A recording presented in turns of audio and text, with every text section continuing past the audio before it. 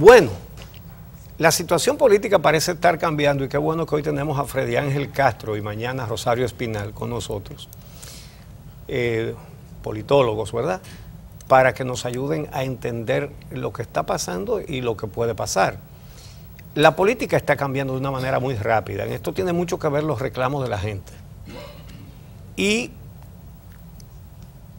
lo que era una expresión solamente de Gustavo Montalvo, de que Danilo Medina estará en la presidencia hasta el 16 de agosto del 2020 y que no sigue y que se necesitan caras nuevas, ahora se ha convertido en un coro, por lo menos en un cuarteto de voces, ¿verdad? Porque habló Rodríguez Marchena en el mismo sentido.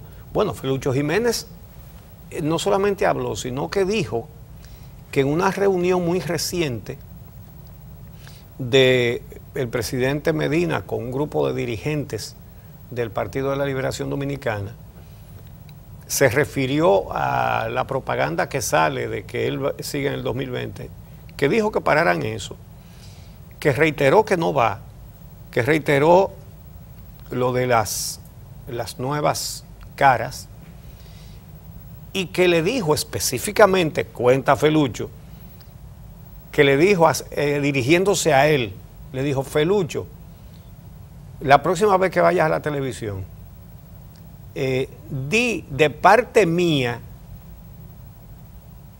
que en el 2020 me voy para mi casa, que no sigo.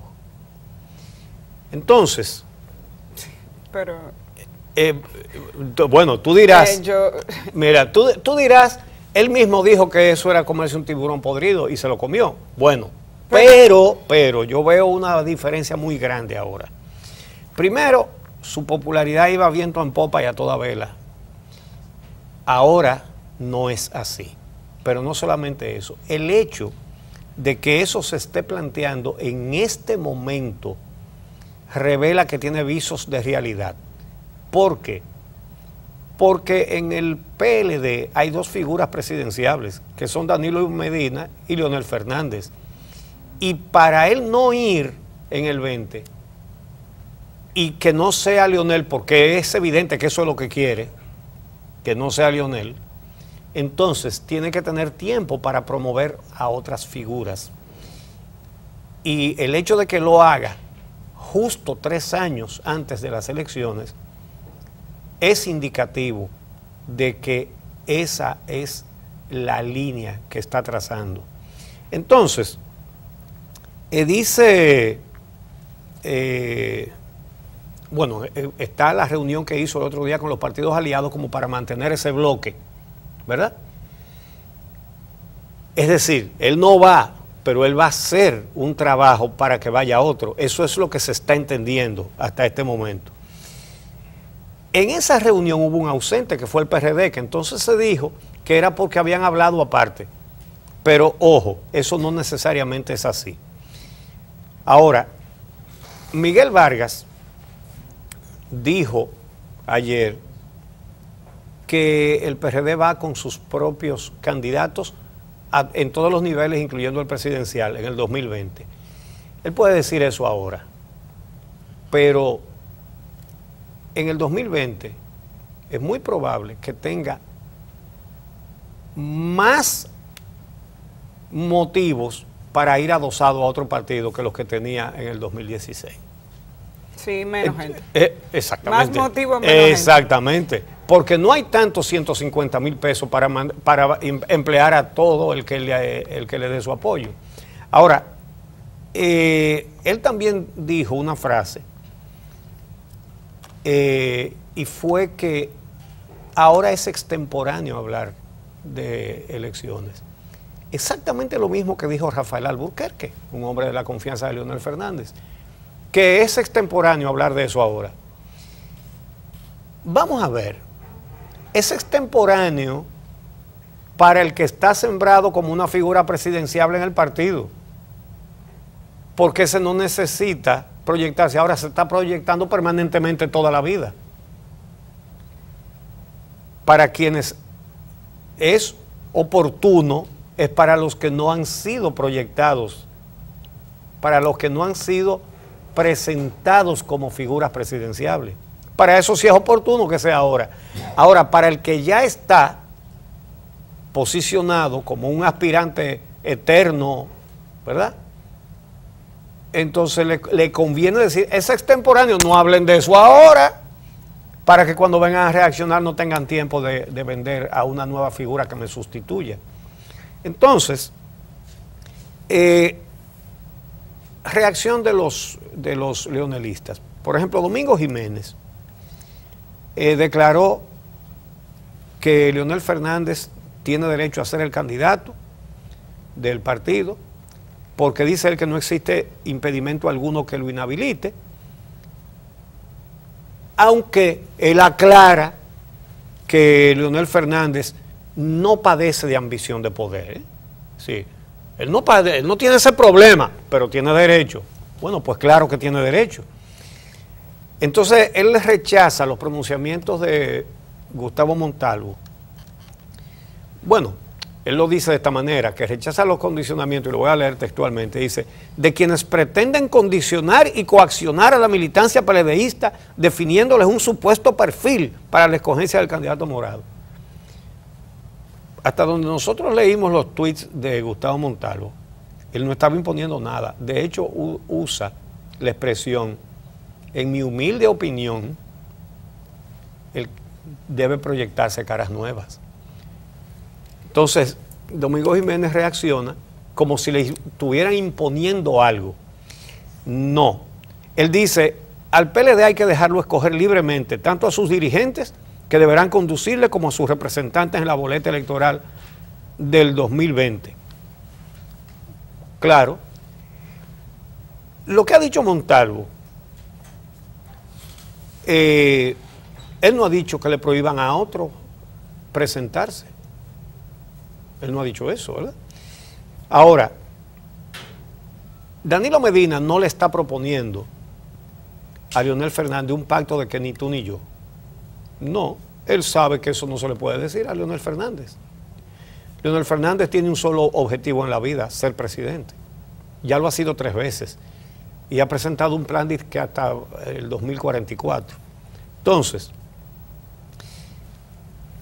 eso conduce a lo que ya hemos señalado, de que Danilo Medina se ha persuadido de seguir aspirando y cambiando constituciones y va a promover caras nuevas.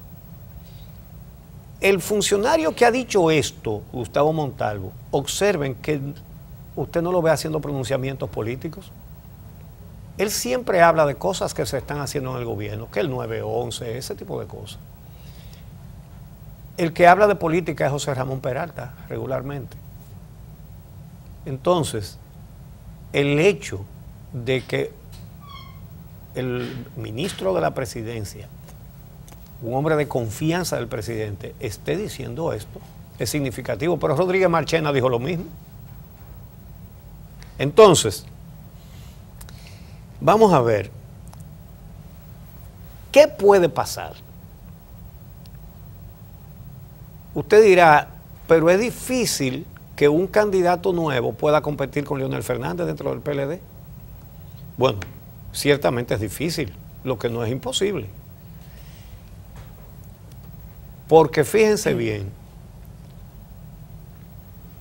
todos los dirigentes del PLD, históricos, viejos, dicen que fue Danilo Medina quien trazó la estrategia de hacer candidato presidencial a Leonel Fernández la primera vez, y que él fue el que hizo el trabajo político. Es decir, que capacidad para coger una figura en la que nadie está pensando y proyectarla, él lo ha demostrado ya, lo demostró con Leonel Fernández. La de él costó un tiempo, pero después que lo logró, mira, su popularidad fue alta. Ahora, Uchi, yo no confiaría en absolutamente nada en este momento. Incluso da mucha pena que estando en el primer año de este segundo periodo de gobierno de Danilo Medina, estemos otra vez en la misma situación del 2012, cuando a los 2 o 3 meses de él entrar a la presidencia ya se hablaba de candidatos, repostulación, etcétera.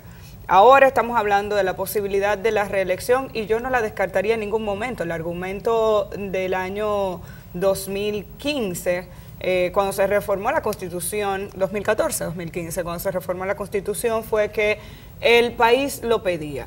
Al único que le conviene la situación en la que se encuentran, no solamente los partidos de oposición, sino su misma organización política, es a Danilo Medina, que si el PLD no logra superar sus diferencias, tendrá que dirimir sus conflictos otra vez con Leonel Fernández. Habría que ver si esa fábrica de presidentes de verdad que produce una tercera alternativa y se le da la oportunidad a esa tercera alternativa que pueda continuar la obra de gobierno de esta organización política que ya lleva 4 periodos consecutivos gobernando el país. El PLD va a intentar quedarse en el poder y lo que dijo Elpidio Báez aquí ayer, yo no lo descartaría nunca, que es la posibilidad que ellos tienen, teniendo mayoría en el Congreso, de una vez más facilitar una reforma constitucional que permita la continuación de Danilo Medina si es que ellos dentro de su organización política no encuentran esa tercera figura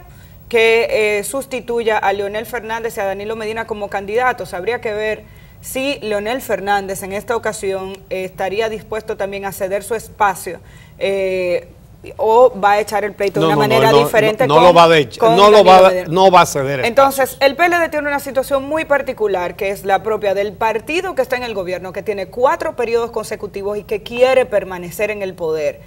Pero además, el PLD corre con una suerte grandísima, y es que los partidos de oposición, aun cuando en este país se ha mostrado un nivel de indignación muy alto por el tema de la corrupción, cuando la popularidad del presidente Danilo Medina ha descendido con relación a los números extraordinariamente altos que exhibió en su primer periodo de gobierno, la oposición no muestra, y hablo de la oposición en sentido general, no muestra alternativas viables de poder.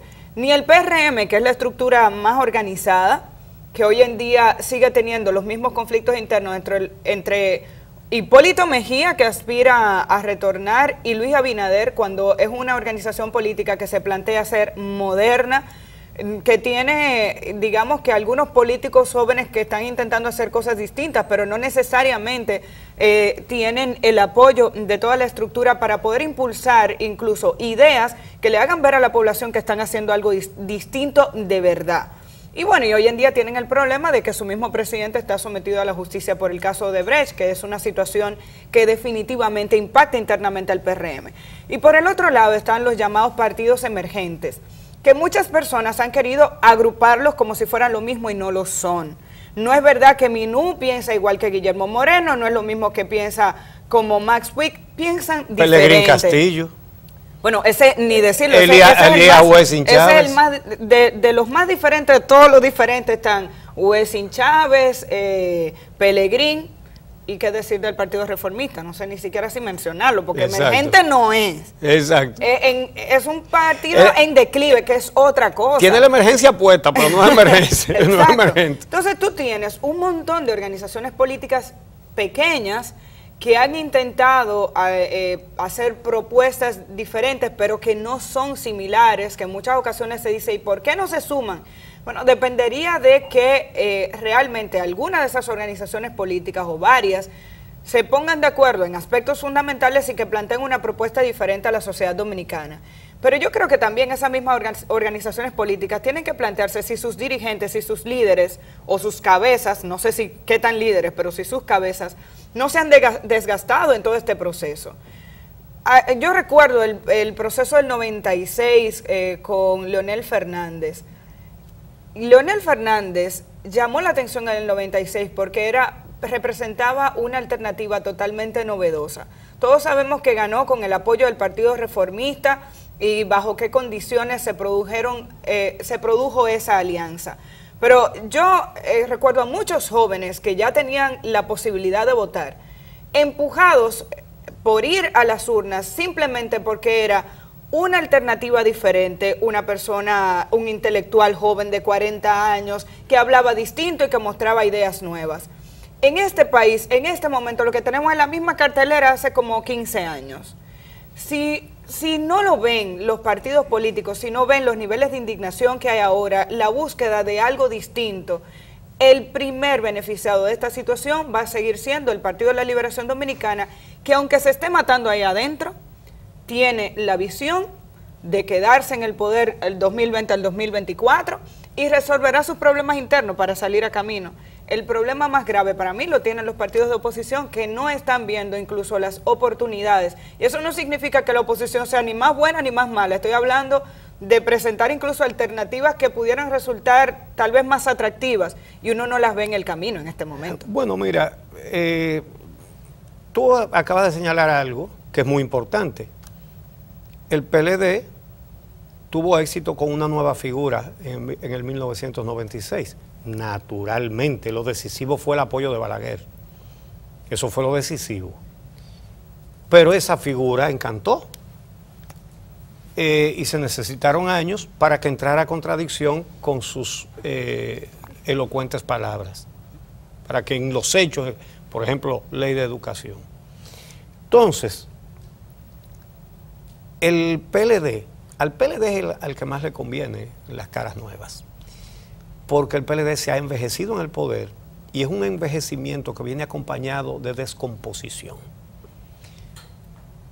Pregúntele a cualquier dominicano, incluyendo a cualquier PLDista, qué opina de la corrupción. Pregúntele a cualquiera, ¿usted cree que hay corrupción o no hay corrupción en los gobiernos del PLD?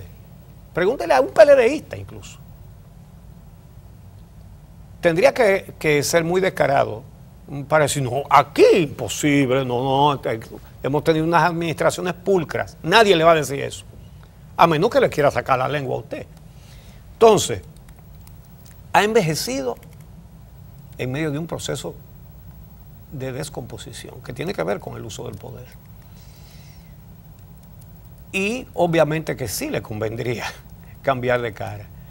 Pero aquí tenemos también a Hipólito Mejía en el PRM promoviéndose, haciendo campaña.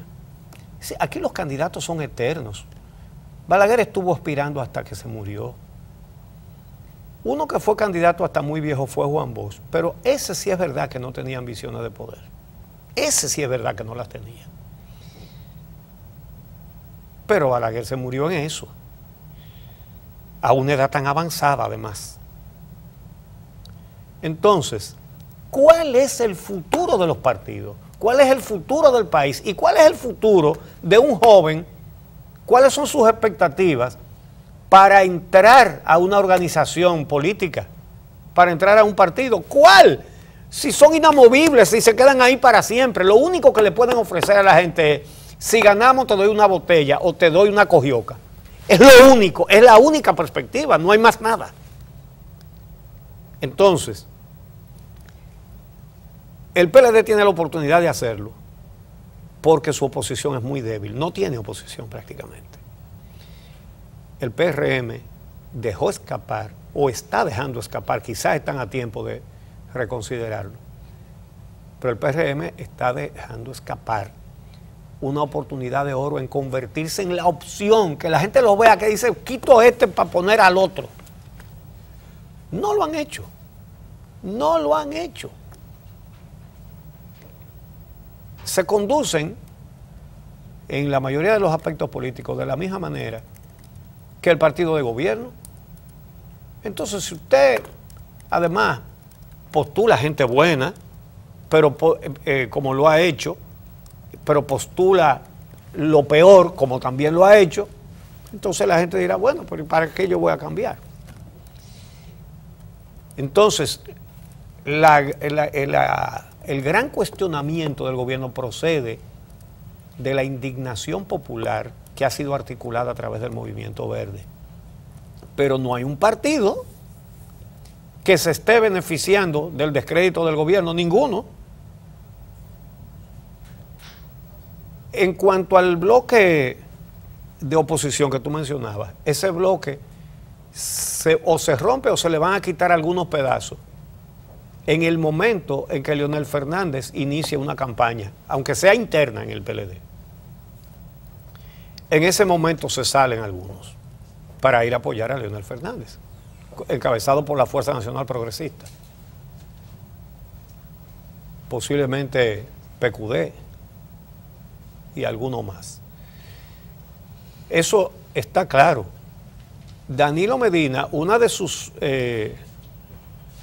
acciones que demuestran su capacidad política, fue desarticular el bloque progresista, como le llaman los PLDistas, que había formado Leonel Fernández, y hacer el de él. Él cambió unos partiditos por otros partiditos. Algunos siguen siendo los mismos, pero cambió a varios. Incorporó al PRD, que es una ayuda fuerte por el hecho de que, aunque el PRD quedó reducidísimo, cuando el Tribunal Superior Electoral le entregó el partido a la minoría y salió la mayoría a formar otro partido, pero la cantidad de votos que aportó el PRD, con su 4% fue que cogió. ¿Cuánto fue el porcentaje del PRD en las elecciones? ¿En cuál? En la del año. Un 5%. El 5%. Ese 5% es muchísimo más que lo que le dan todos los otros partiditos juntos. Hay uno que ahora lo que le dio fue un color. ¿Entiendes? Pues, es decir, realmente, si usted cuenta los votos, es poca cosa.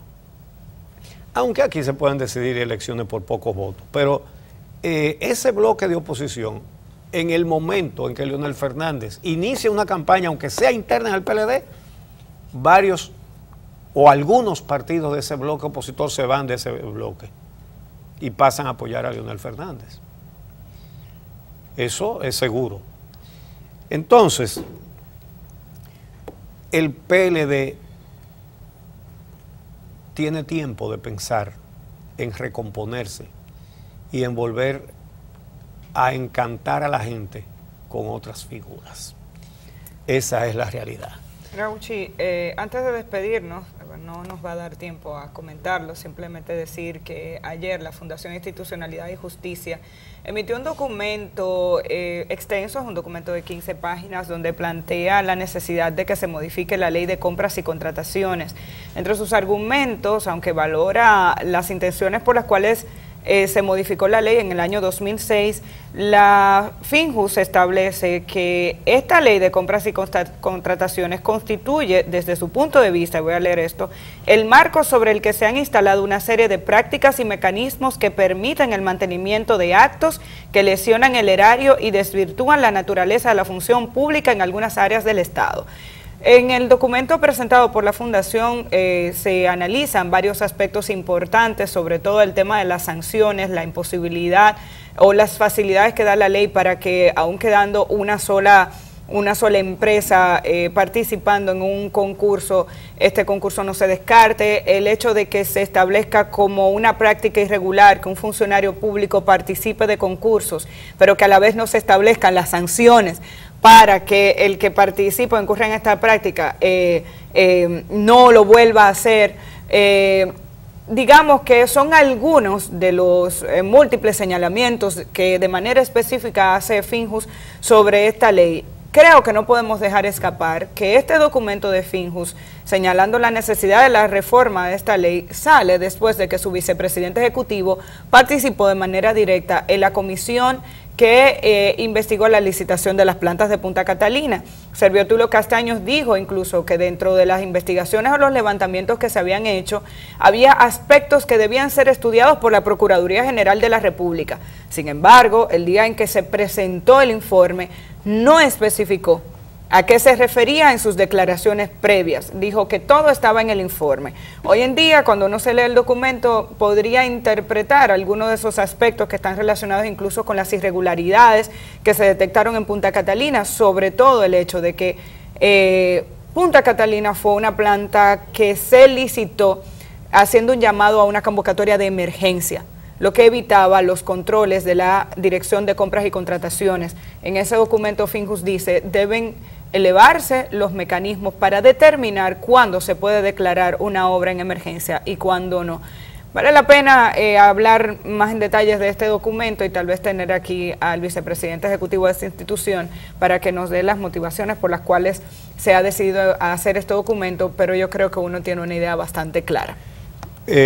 Antes de concluir este segmento, el tema que ustedes trataron sobre los ayuntamientos en el día de mañana, los bufetes directivos, ciertamente que las salas capitulares deben ser el control del Ejecutivo Municipal. Es decir, los regidores deben ser los que controlan la gestión del síndico. Y el acuerdo de la llamada regla de oro, y el nombre no está muy mal puesto, la regla de oro, porque hay minas, ¿verdad? Es poner de acuerdo al controlador con el controlado para que hagan lo que quieran. Pero eso es lo que sucede aquí. Entonces, ¿pero qué pasa? Que es la mayoría. Es la mayoría. Y lo más común es que el partido que tiene al síndico tiene la mayoría de los regidores. El PRM que discute eso realmente debería entender que tiene un papel muy importante que jugar y lo que debe hacer es dedicarse a jugar ese papel. ¿Cuál es? Si la sala capitular no controla al síndico, ellos tienen regidores que deberían ejercer ese control de manera pública y decir lo que se está haciendo bien y lo que se está haciendo mal dentro de cada ayuntamiento. Ese es su rol como oposición. Pero ¿qué es lo que pasa? Que cuando hay un toma y daca, como sucede prácticamente en todos nuestros ayuntamientos, un toma y daca entre el síndico y los regidores, de que el síndico hace lo que le da la gana, pero deja que los regidores se suban su sueldo y todo eso, pero más que eso, que sean contratistas, de manera que como regidores son jueces de su propio contrato y de los valores de sus propios contratos. Entonces, ¿qué es lo que tiene que hacer el PRM? Decirle a sus regidores que no participen en esa cogioca, en ese toma y daca, y que se dediquen a hacer oposición de verdad y decir lo que está pasando en cada ayuntamiento. Eso es todo. No tiene que haber conflicto mañana. El que tiene la mayoría la tiene. ¿Qué tú haces contra el que tiene la mayoría? Si es con mayoría que se decide quién va a cada puesto. Pero tú sí puedes como oposición ser un vigilante frente a la sociedad. Gánate tu puesto en la sociedad. Haz tu trabajo, haz tu labor, eso es lo que tienes que hacer, PRM.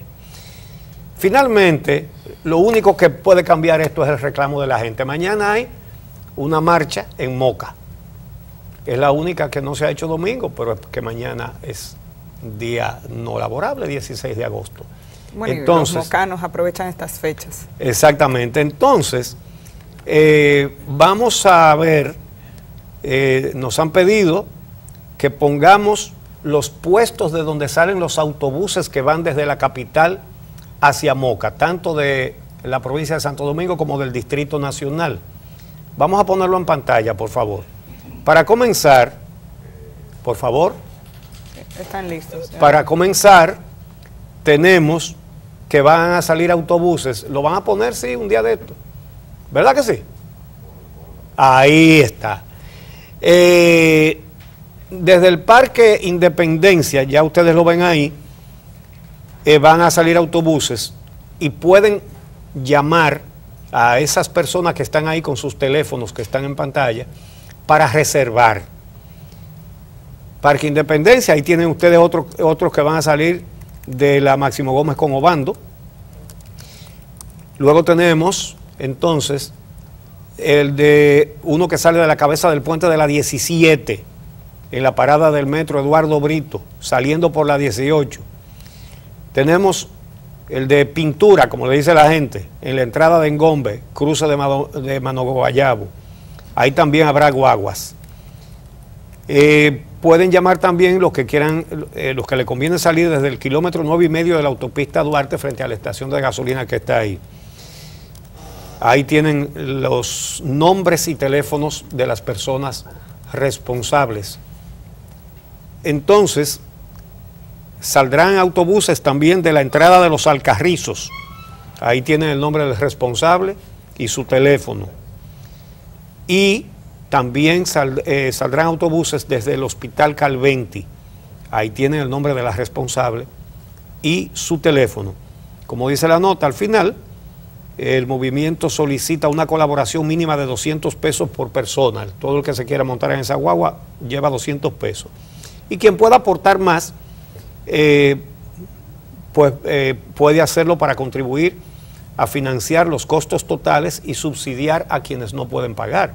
Por ejemplo, usted puede llevar sus 200 pesos y decir, y pongo 200 más para alguien que no tenga. O si quiere poner 10,000 más también, ¿verdad? Si usted quiere llevar un fracatán de gente o permitir que otros que no pueden se monten en las guaguas. Bueno, ahí está.